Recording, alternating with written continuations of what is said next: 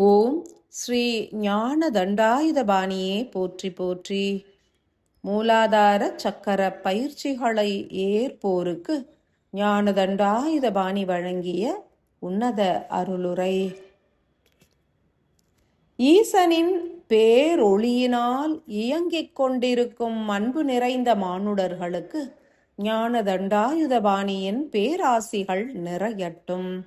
ஆறுமுகனாராகவும் ஷண்முகனாகவும் சரவண பவனாகவும் தண்டாயுதபாணியாகவும் போற்றப்படுகின்ற யாம் இத்தருணத்தில் மானுடர்களின் தேகங்களில் உள்ள மூலாதார சக்கரம் முதல் சகசிராரா சக்கரம் வரை உள்ள அனைத்து இயங்கு சக்தி நிலைகளையும் சீரமைத்து ஆற்றல்களை பொழிந்திட அன்பு அகத்தியரால் பணிக்கப்பட்டுள்ளோம். அவரது கோரிக்கைதனை ஏற்று யாம் ஆதி மூல கணபதியாருக்கு இத்தருணத்தில் ஆற்றல்களை அருளி வருகின்றோம். எவ்விதம் யாம் உங்களது மூலாதார சக்கரத்தோடு தொடர்பு கொள்வோம் என்றும் எவ்விதம் ஆற்றல் பரிமாற்றம் பொழிந்திடுவோம் என்றுமே தீர்க்கமாய் அறிந்திடுக. எமது இல்லம் என்பது பயிற்சிகளை ஏற்கும் ஒவ்வொருவரது தலைமை சுரபி எனும் மைய சுரபியாகும். எமது ஒளிக்கற்றைகள் உங்களது தலைமை சுரபியோடு கலப்புறுவதினால் உருவாகும் பலன்கள் குறித்து விஞ்ஞான பூர்வமாக அறிந்திடுங்கள்.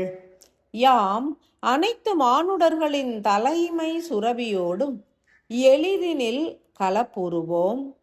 எவரெல்லாம் எமை உருகி துதித்து பிரார்த்திக்கின்றனரோ அவர்களது பிரார்த்தனைகள் நிறைவேறிட யாம் உன்னதமான அறிவு அணுக்களை உற்பத்தி புரிந்தே அருளிடுவோம்.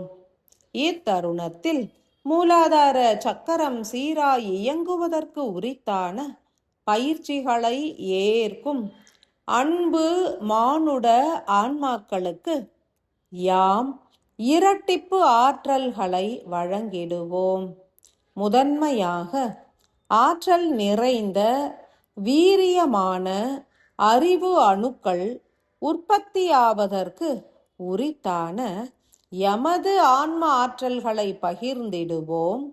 மேலும் முதிர்ந்த செயலிழந்த அறிவு அணுக்கள் எனும் எதிர்மறை வெப்ப அணுக்களை அழித்து தேவையற்ற பற்பல பதிவு பொருட்களையும் அழித்தே அருளிடுவோம். தோப்பு கரண பயிற்சிகளை ஏற்று தியானிக்கும் தருணம் சுவாசிக்கும் காற்றானது தலைமை சுரபியினை அடைந்து சிரசினில் குளிர்ந்த நிலை பரவுவதனை அனைவரும் உணரலாம். யாம் ஆற்றும் பணிதனை 3 நிலைகளில் உணர்ந்துவிட விஞ்ஞானபூர்வமான விளக்கங்களை நல்குகின்றோம். 1. முதல் நிலை பணி என்பது தலைமை சுரபியினை தூய்மையுறுத்தி அதன் வெற்றிட ஆற்றல்களை பெருக்கி அதன் வெப்ப சக்தியினை அதிகரிக்கச் செய்வது. எனில் அறிவது யாது? எமது ஆன்ம அணுவிலிருந்து வெளிப்படும் வெப்ப சக்தி எனும் எதிர்மறை சக்தியினை உட்செலுத்தி தலைமை சுரபியினை தூய்மையுறுத்துவதுடன் ஆங்கே அதீத வெப்ப சக்தியினை நிறைத்தே செயல் புரிவோம். 2.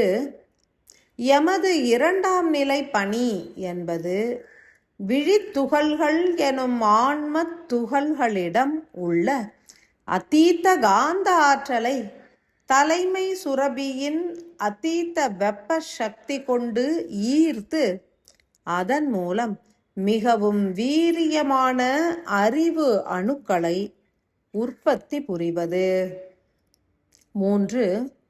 3ஆம் நிலை பணி என்பது அவ்விதம் உருவான உன்னதமான அறிவு அணுக்களில் அதி உன்னதமான பதிவுகளை மாத்திரமே ஏற்பது என்பதாகும். பிரார்த்தனைகளின் மூலம் இவையாவுமே சாத்தியமாகும். மனிதர்கள் முருகா என்றே எமை அழைத்து உருகி நின்றாலும் அன்றி உயரிய அறிவு வேண்டும் என்றே எண்ணி உருகி பிரார்த்தித்தாலும் எந்த ஒரு தெய்வத்தினை வழிபட்டாலும் இறுதியில் எமது ஆன்ம அணுவின் ஒளி மாத்திரமே அருளப்படும். அறிவினை நாடுபவர்களுக்கு எமது ஆற்றல்களே பலனளிக்கும். மதம், மொழி ஆகியவற்றையும் கடந்து அறிந்தவர்கள், அறியாதவர்கள் அனைவருக்கும் அவரவர் உருகிய நிலையின் மூலம் அறிவு ஆற்றல்கள் பெருகத் துவங்கும். எதனை வழிபட்டாலும் அன்றி வழிபடாவிட்டாலும் ஓர் கடினமான சோதனைகளை கடந்து பயணிக்க உதவும் உன்னத அறிவு ஆற்றலை எமது ஆன்ம ஒளி மாத்திரமே அருளிடும். எம்மோடு இணைந்து இயங்கும் எண்ணற்ற ஆன்மாக்களும் ஒத்த செயலினையே ஆற்றிடுவர். மனிதர்கள் தன்னிச்சை செயலாய் இயங்குவதாக எண்ணியே நிலைக்கின்றனர். உயர்நிலை ஆன்மாக்கள் சூட்சமமாய் அருளுகின்ற ஆற்றல்களே இயக்கத்திற்கு மூல காரணமாகின்றது.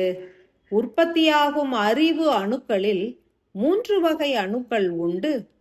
வீரியம் குன்றியவை, வீரியமானவை, அதிவீரியமானவை.